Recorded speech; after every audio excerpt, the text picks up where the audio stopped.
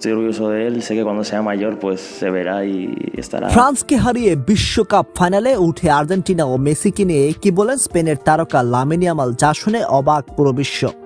দর্শক, বিশ্বকাপের অন্যতম ফেভারিট ফ্রান্সকে 2-0 গোলে হারিয়ে 16 বছর পর আবারও বিশ্বকাপের ফাইনালে উঠে গেছে স্পেন। ডালাস স্টেডিয়ামে শুরু থেকে দাপটে দেখায় লামিন ইয়ামালের দলকে। পুরো ম্যাচে ফ্রান্সকে খুব বেশি সুযোগই দেয় স্পেন। ম্যাচের 23তম মিনিটে লামিন ইয়ামালকে ডি বক্সের ভেতরে ফাউল করলে পেনাল্টি পায় স্পেন। সেই সুযোগে কাজে লাগিয়ে মিকেল ওয়ারসাবাল দুর্দান্ত শটে গোল করে দলকে 1-0 ব্যবধানে এগিয়ে দেন।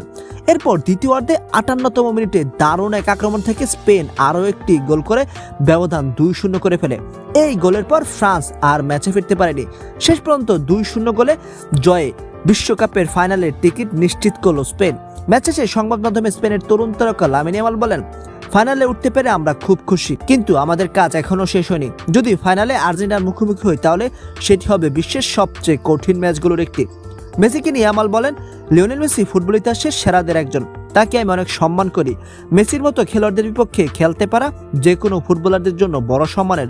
তবে ফাইনালে আমরা নিজেদের সেরাটা দেওয়ার চেষ্টা করব।